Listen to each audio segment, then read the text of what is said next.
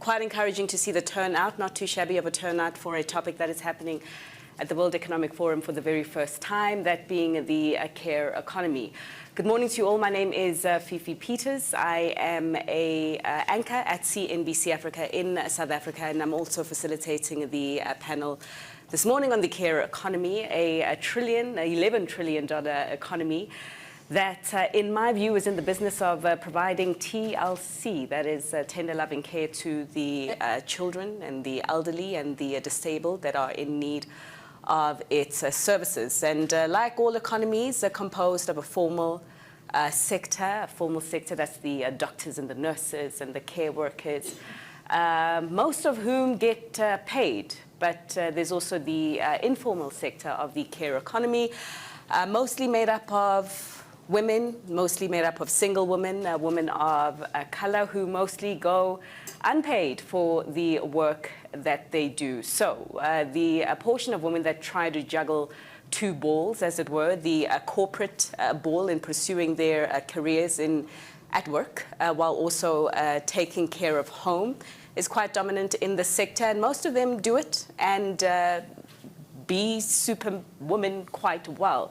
But of course, not everyone is able to, and what we do find is a lot of these women are dropping a ball, and it's the corporate ball that comes to the floor in those cases. So the World Economic Forum recently highlighting that the gender parity gap right now stands at 132 years. That's how long it will take to close that gap. Apparently, it's an improvement.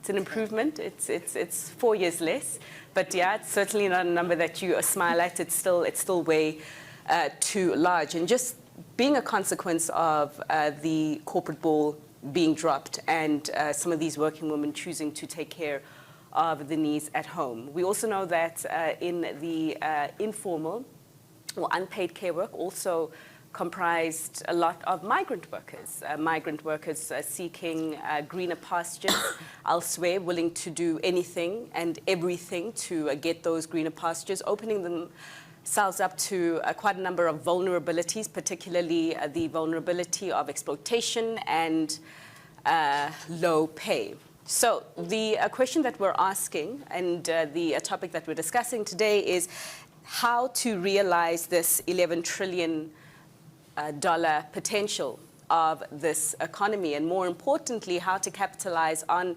its ability to create jobs. Millions of jobs, according to the ILO, 269 million jobs by 2030, if we get it right. And by getting it right, I'm talking about creating quality jobs that are able to advance social mobility and also close that shocking gender gap. And so I'm looking forward to the discussion with the panel, and if I can just introduce them to you right now, starting with the gentleman on my left, Mr. Desmond Lee. He's the Minister for National Development and Minister in charge of Social Services Integration of Singapore. Seated next to him, His Excellency Mr. Gilbert Houngbo, the Director General of the International Labour Organization in Geneva. And then we also have seated next to him Ms. Margery Kraus, the founder and executive chairman of APCO Worldwide, headquartered there in the USA. And last but not least, Ms. Mirai Chatterjee, the chairperson of SEWA, Cooperative Federation, that is the Self-Employed Women's Association in India. There'll also be an opportunity for you as audience members to ask questions and engage with the panelists, and I'm certainly looking forward to that when we open it up to the floor. Just feel free to provide any comments you think will be useful in constructing a well-functioning care economy that we are discussing. And of course, to the audience that is live streaming this, good morning to you all, and we look forward to your engagement as well. You can feel free to do so using the hashtag on Twitter, WEF2023. So with that said, I'd like to begin the conversation and ask an opening question to all the panelists about the business case for the care economy in your respective views as you see it from your vantage points. Can you state what that business case is for investing in the care economy and the potential return. Minister Lee, beginning with you, sir. Thank you, Fifi. You know, Singapore is a city-state. We're 728 square kilometers. We're 2% of Switzerland's size. But we have about 2/3 the population. So that's a comparison. And we have no resources other than the industry of our people. And everything we've managed to achieve in our city-state is because of human potential, and human potential of everybody, of all gender and of all ethnicities. And so there is a strong socio-economic case to invest in the care economy. It has enabled wellness, it has enabled families to be supported, it has enabled the people to, especially sandwich generations, to care for their elderly parents and their children, and sometimes even their grandchildren, while pursuing their aspirations and dreams through work and through other opportunities. And so there's a strong social case for it, but also a strong economic case. It has enabled workforce participation rates to go up in a city where manpower is very tight, with many unfilled jobs. Employers looking for Singaporeans. Even if you try to supplement from overseas, you just don't have enough people to do all the work that's needed. So we have to maximize workforce participation, both men and women. And female workforce participation in Singapore in recent years, about 75% of those between the ages of 25 to 64. It lags behind men, but we still want to keep pushing that up. And so there's a strong manpower case for that, or workforce case for that, but also a strong economic case from the point of view of preparing the next generation. And evidence has shown us very clearly the importance of investing in childcare. In the early days, Singapore invested in childcare principally to enable women to go to work. But today, that remains important. But the secondary relevance is that evidence has shown us that if you intervene in children between the ages of 0 to 6, their development potential goes up. And it's also very important to tackle inequalities, especially for lower income households, put the children on a good foundation in life, and then through life, they'll be better than others. So that's for childcare. There's also a lot of entrepreneurship involved. Some of the preschool providers in Singapore that provide services have also sprouted a second wing and gone overseas to provide services. Needless to say, senior care is also important for a society in Singapore, where by 2030, 1 in 4 of us will be the age of 65 and above. So a super age society. Senior care is important to enable people to continue to go to work while seniors get the care that they need. Disability support for persons with disability and developmental needs is also important, because if we intervene early, through early intervention, then the children have a better chance of more typical development. And so that's important too. And finally for us, looking at stubborn inequalities, the social sector, the social care sector, social work, social professionals, counselors, social workers. This is an area where we see a lot of mature societies flourishing, but with stubborn inequality for those that are stuck at the bottom. And so in Singapore, we're piloting new ways to try to tackle this by strengthening the social care sector, integrating them, and I can share a little bit more later, but maybe let Mike. All right, yeah. Look forward to hearing that detail and a bit of color of what is working in your country, sir. And DG Houngbo, just from your vantage point, I mean, the numbers that we're quoting around the job potential of this economy coming from the research of your organization. So as you see it, why is it non-negotiable at this stage in the economic cycle to not invest in the care economy? First of all, thank you for organizing this session. The care economy, truly speaking, is really, I see that just as we are all thrilled when we talk about the digital economy today, because it's also part of the future in terms of economic growth and social justice. I think in your introductory remarks, you made the business case. In fact, when you look at it today, we have the unpaid side of the care economy and the paid side. When you look at the unpaid side, we all know it. 75%, 3/4 of the work is being carried by women. So at the same time, you quoted the WEF data in terms of closing the gap, the gender gap, which is still quite a lot of work to do. So if you really want women to be back to the workforce, we need to invest and be giving them that flexibility and moving from unpaid to unpaid work. Then if you look at the paid care work industry today, we have 381 million workers in the sector, and two-thirds also are women. So the link between the business case in the care economy and the gender and inclusion is a huge one. And talking about inclusion, I'm very glad you mentioned it as well, is the direct link between the care economy and the migrant workers.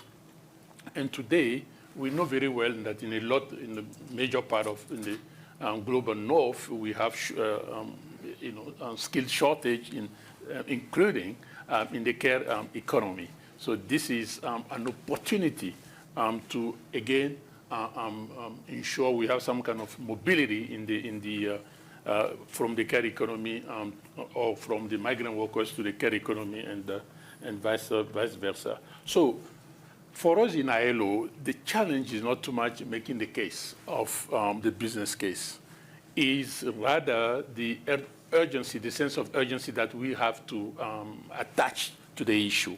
And we estimated, quite frankly, between now and 2035, if we really want to close the gap, you will need an investment of a little bit more than 5 trillion a year. Our research department estimated at 5.4 trillion investment in the year, which is huge. We talk about somewhere around 4% of the GDP on that. However, we also know that if we live up to that challenge, is the potential for job creation is so huge. Not only in the childcare that the Honourable Minister insisted on, of course, the care for we all are aging population, and we all of us are going to need special care one day. And so the care for elder people is also the second dimension. And investing in the infrastructure, and just before we got in, I think we were talking about those infrastructure should not be based only on the model that we know very well, which is the global north model. So, and I'm very glad about the example that you were giving, Excellency, that we need to look at the setup in the different regions, different countries, and target, adjust our investment accordingly. And if we have those investments, we believe it's a booming sector from economic viewpoint. Right. Margery, prior to coming into this room, you were sharing your personal story of being a woman who had children and becoming a mother and taking those skills that you learned as a mother to build a business that you have been now operating for 40 years plus.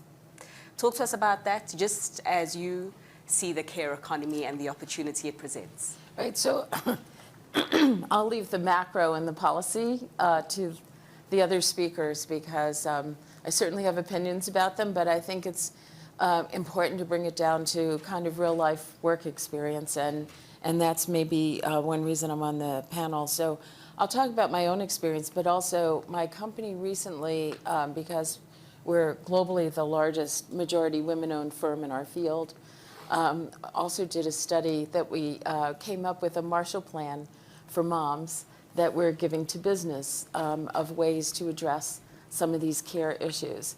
And I think it's really important for, first of all, in this study that McKinsey just did, 1 in 3 women say that we're thinking last year about downshifting their careers. So if you think about the gap of all the women out there and what they're contributing, if 1 in 3 are concerned because of the pressures of trying to balance work and life together, it is a huge challenge. So from my own experience, I mean, I had the support of a husband, and and also some flexibility in terms of trying to deal with things. But childcare was a constant pressure, and guilt that factors into that also affects the way, if you want to do your job well, you know, what you're thinking about every day, because you're constantly, it's in the back of your head that there are certain responsibilities you have that you have to deal with. And if you have a growing business at the same time, and mine was global, so it was complicated because I was on a plane a lot, you know, how do you balance those things? And so the idea that we're now focused on the care economy and what all these pressures bring is really important. And I wanted to relay that to kind of my own experience, not just personally, but you know, now we employ, you know, maybe 500-600 women around the world. And during COVID, watching the struggle for these women who were trying to work from home, you know, with no childcare, if they had childcare before, do their jobs well, and then, you know, not give up, was a real challenge. And I think it brought to light a lot of the issues we're talking about now and how important it is. And the consequences of mental illness and stress and everything else is all, and it has a financial impact on society. So not only are we taking women out of the workforce, we're causing pressures that require other kinds of assistance. So I think this is a huge issue. And one of the things that I also think I don't want to get lost in this conversation is I think there's a difference between professional women who are struggling the way that I just explained, but there's even a bigger issue for the women who are hourly workers and who do not have the luxury of flexibility. And we forget them a lot in these conversations. And I want to make sure we don't in this one, because you know, they are, in essence, paid care workers for the most part.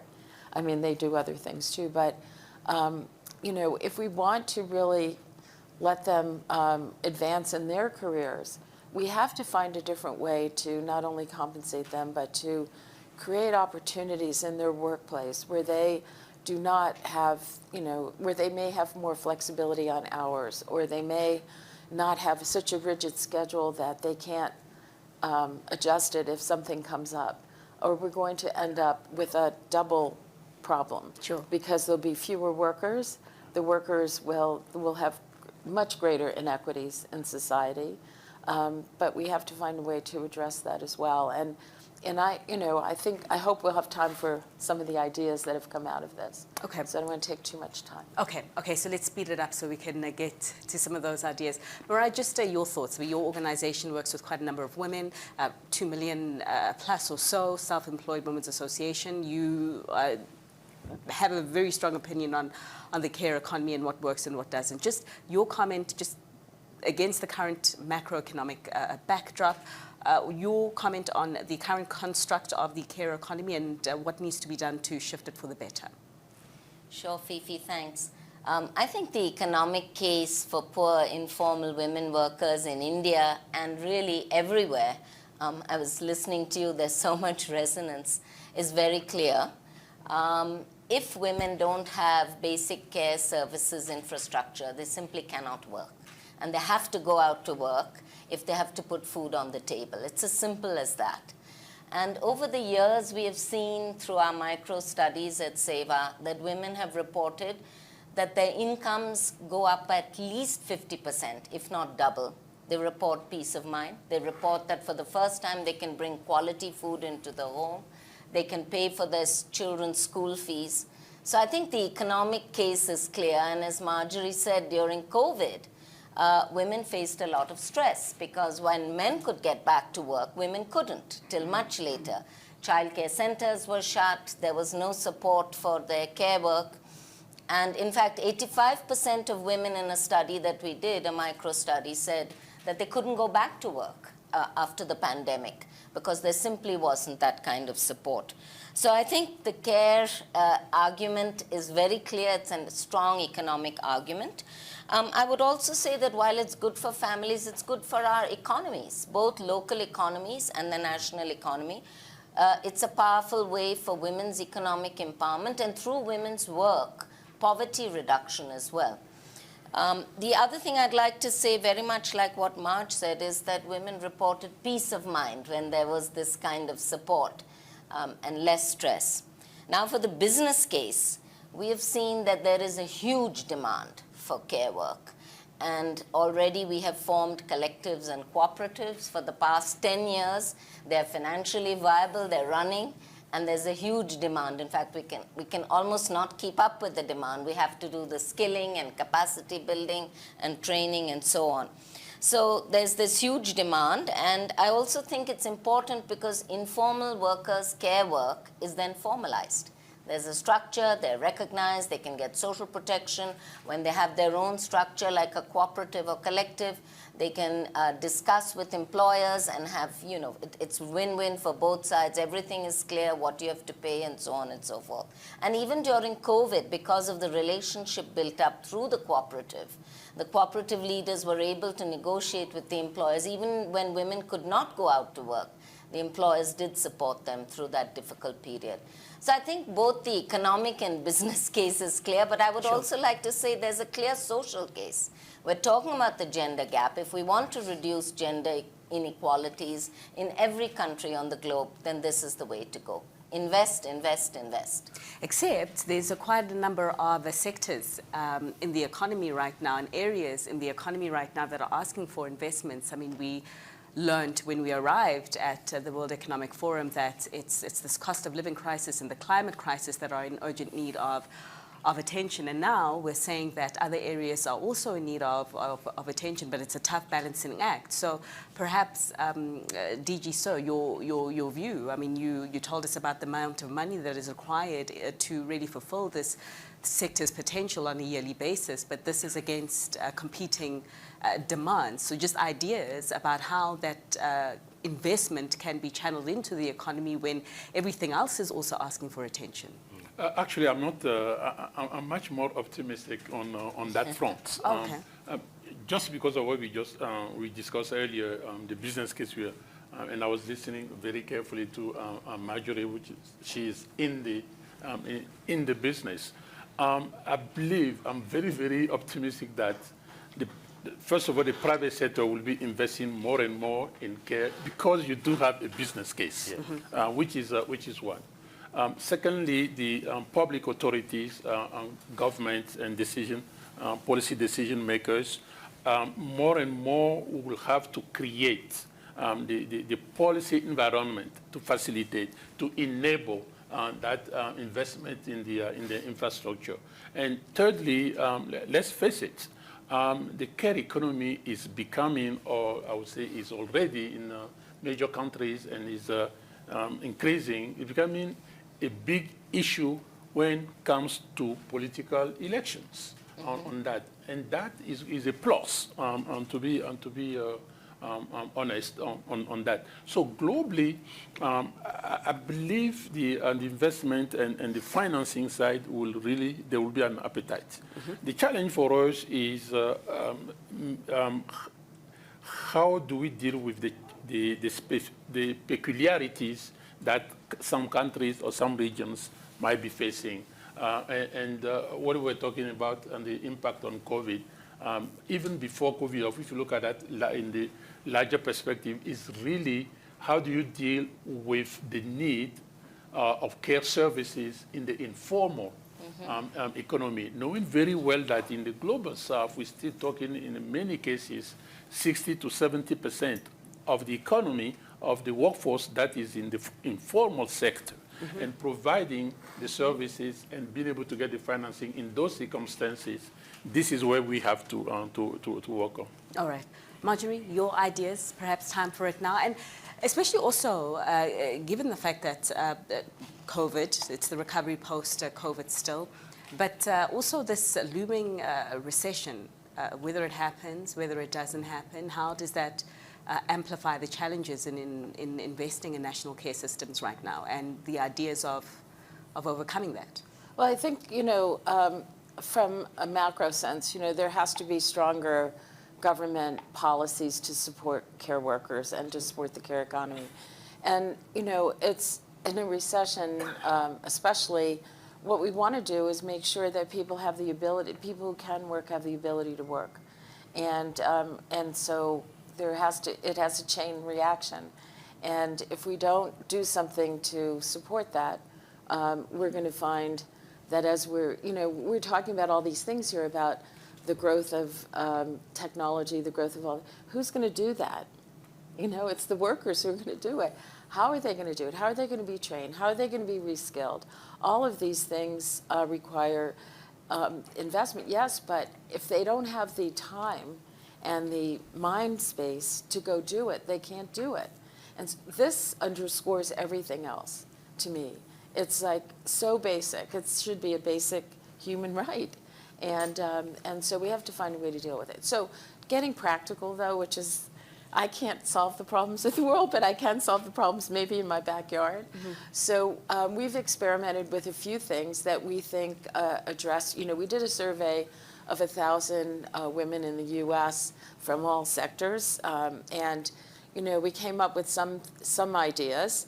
And one of the things we did, which I hope if people are listening, they'll copy, we started a program called Encore. And what we did is we made available jobs to people who could not work full-time or could not come back, but they're also people who are skilled, and they may be home for 5 years or something, and they don't want to come back in a workforce where they have a gap on their resume and then, because it says, well, I did childcare. Mm-hmm. And so this has been hugely successful. The women who come back and who you give a chance to, they're very productive because they know how to balance things, and they know they have to go home and do other things. So they want to do their very best in the workplace. And then we created a cohort of them so that they would be able to reinforce each other, so that people would feel they had the efficacy to do a good job. And so, I mean, there are a lot of these little examples that they don't solve the big problems. That has to be done at interventions at a higher level. But there are probably a dozen things every company could do that would help. And that's just one example. Okay. But there are a lot of other examples. And I would reference this Marshall Plan for Moms because it was written for corporations about things you could do to help your workers. And it's on the website. Okay. The website, the name? Well, you could go to APCO's website, or there is an organization called Marshall Plan for Moms. Okay. So we are going to open up the discussion to you as the audience in just a few minutes. Get your thoughts on what we have been discussing. But just to add to what Margery had said, I mean, some of these solutions need to come at the higher level. So that's your level as government. And I'm just wondering how you are thinking about a framework that can perhaps improve some of the protections provided by the care economy, formalize some of that work a lot more, and invite more private sector participation, because one can argue that you can't do it alone. Yeah, thank you, Fifi. I hear Margery, but actually people like Margery and Ms. Chatterjee worked on the ground. You're really at the front lines, and you know what the issues really are. And government has a responsibility to partner you on the ground, whether enterprise or NGO, to be able to provide support for the care economy more effectively. And let me just focus on two ideas that we've implemented in Singapore and get views and gather more ideas from other people.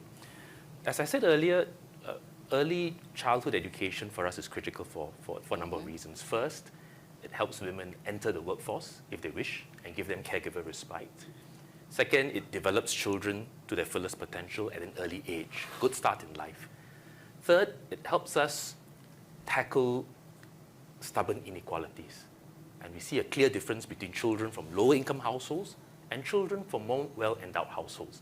And early childhood education is one of many interventions that we need to undertake holistically. So that's three reasons, right? So in Singapore, we invest about $1.8 billion a year on preschool to make it affordable. But preschool education is provided by the private sector, by social enterprises, by faith-affiliated organizations, and by NGOs. But government needs to partner the people at the front lines, so that there's proper urban planning and siting of care facilities, because childcare is very local, hyper-local. You don't want to be able to travel far to place your child in a preschool before you go to work. So it's highly local, and urban planners have a responsibility to support enterprise and NGOs who provide preschool. So for us, by investing a lot in early childhood, we have made it more affordable for lower income households whom we want to encourage. So for instance, if a household in Singapore earns $3,000 and below, that's about 2,000 euros, 2,100 euros and below, full day childcare from Monday to Saturday from 7 a.m. to 7 p.m. costs $3 a month for full day. Oh. And if it's half day, that would let's solve say, a lot of problems. Yeah. so I know other places like Germany also have very affordable preschool, as well as Switzerland. And if it's half day, it's $1 a month if you earn 3,000 and below. But there's significant investment. But we also need to work with the preschools to level up their carers. Because just because you have a formal care sector doesn't mean that they will have better wages and better work conditions. Mm-hmm.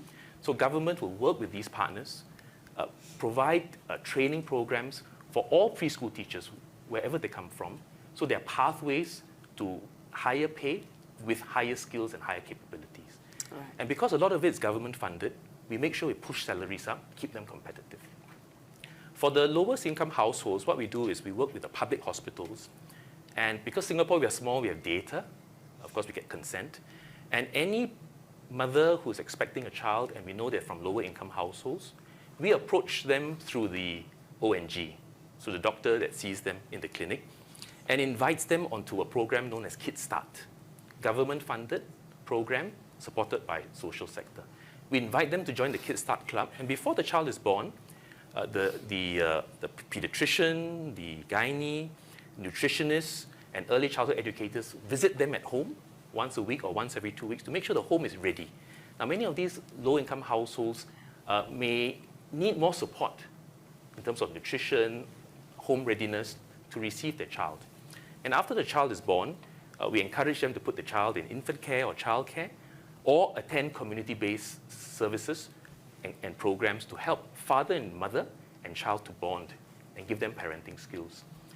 And then, of course, we help them with affordability all the way through. And so that's the Kids Start program. And the other program that we have, taking a family-centric approach, and now from the social sector, social workers, counselors, therapists, social workers. Again, a lot of women participation in this sector because they're very, very good at working with families. And so that's one sector, but the sector they're working with also involve a lot of women, low-income women in the lowest income families in Singapore with stubborn inequalities.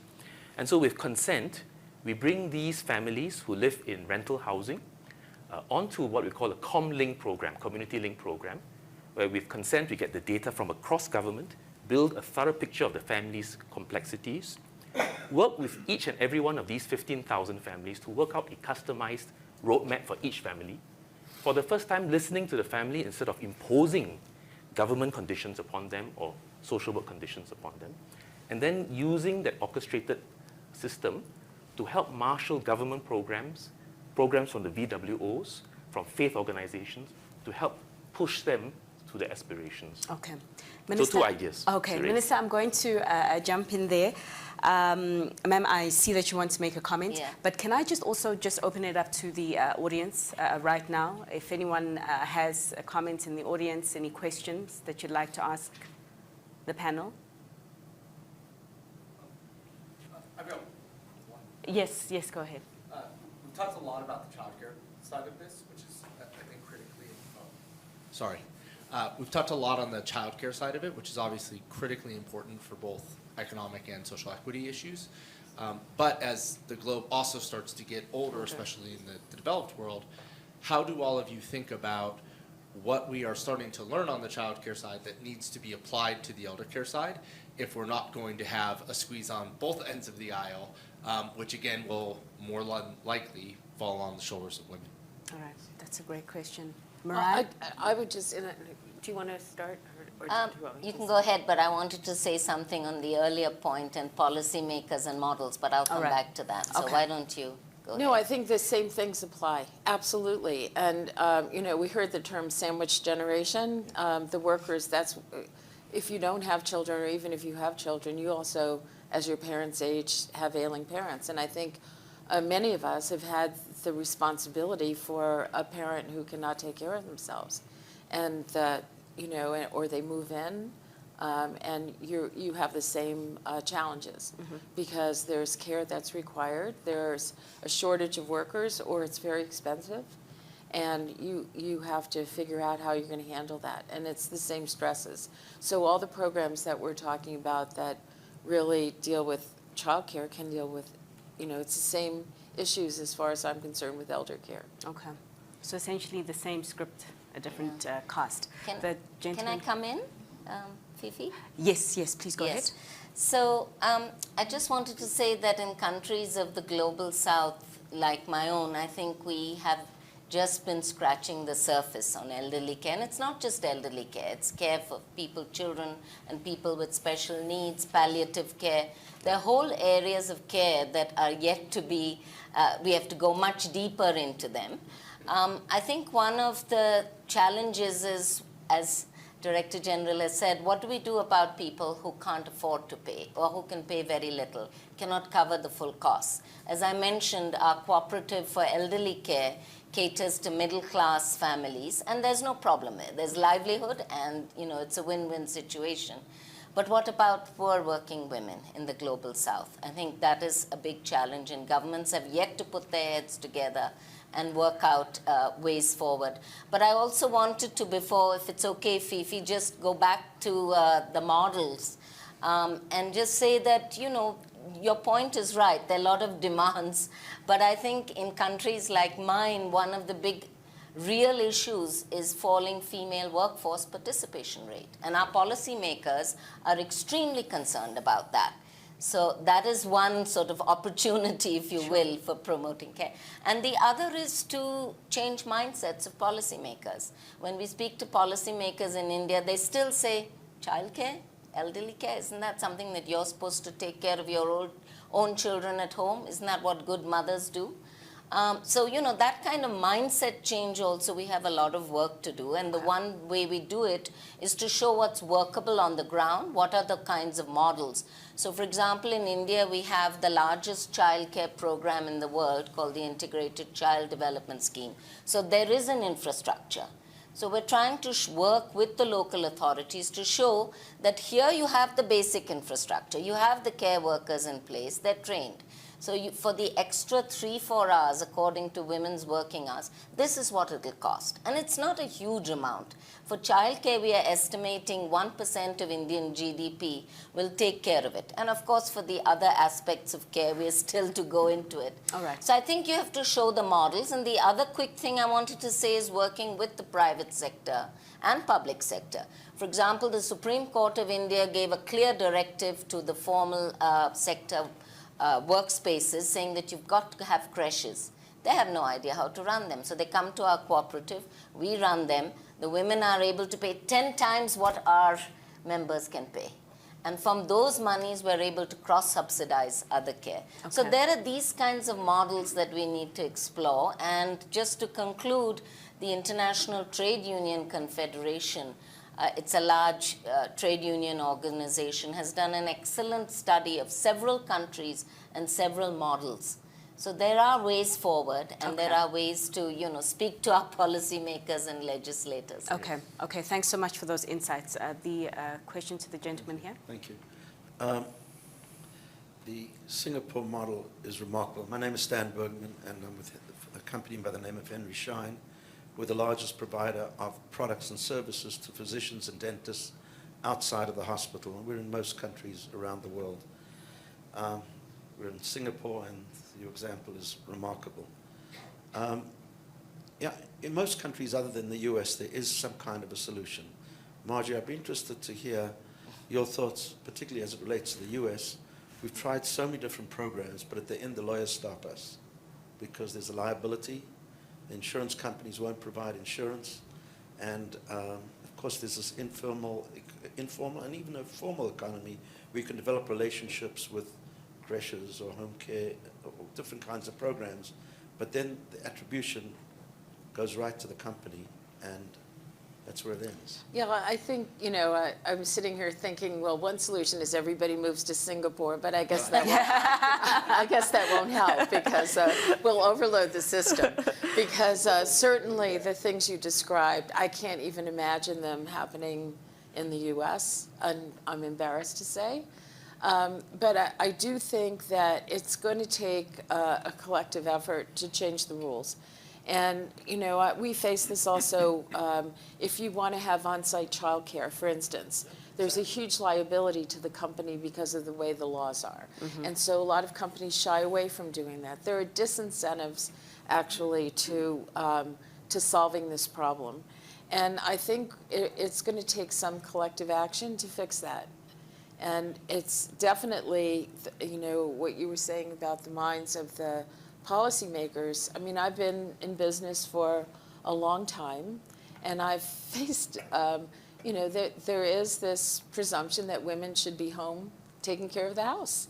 And so, it is very hard to get some of the more traditional thinkers. I think age, the changing population will help that a bit. I think as we have younger people who are brought up a little differently and who have a different relationship between men and women, that will help. But those are long-term solutions. If we're going to do interventions now, which I think are really important, we just need leadership to do it. Okay. I've got time for one last question. Just going back to the idea about the cost of taking care of elderly people, and I've seen that with my own mother in the U.S. Is there any further conversations with insurance? Because they're happy to pay for nursing home care, but not home care.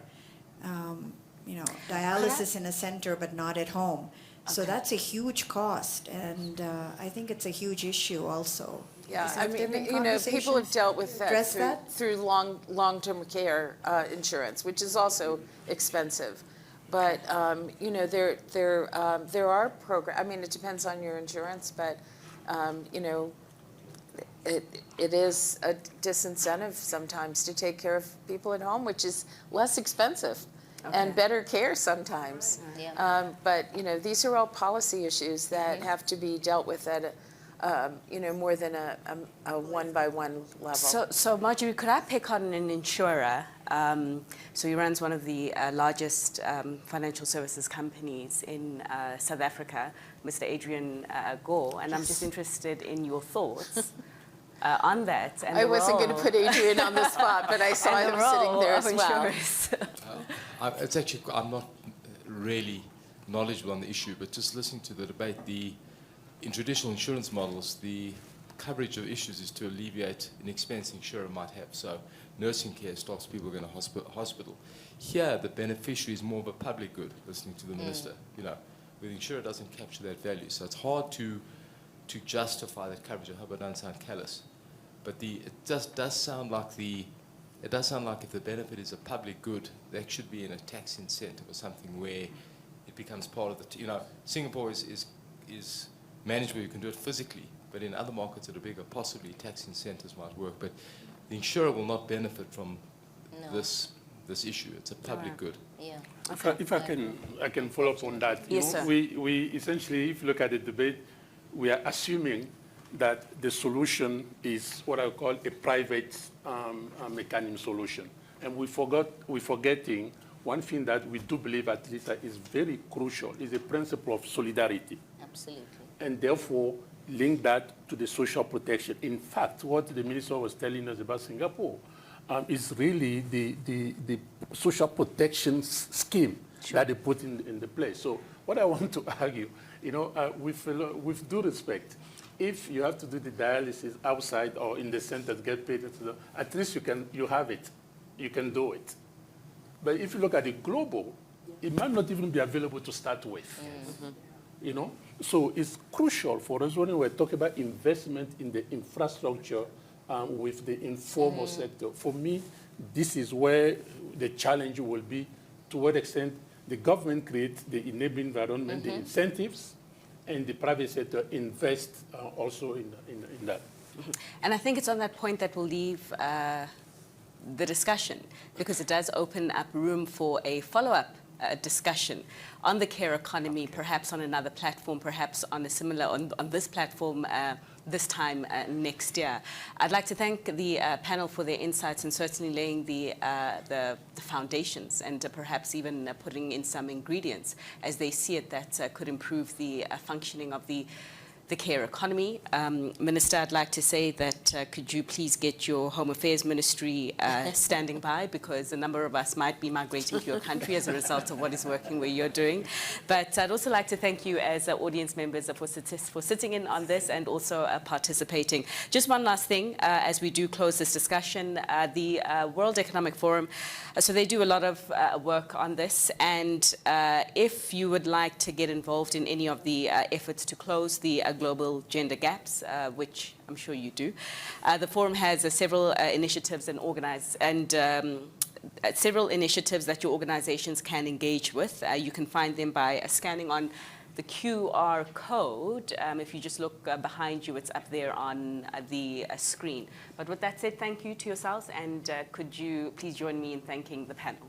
Thank you.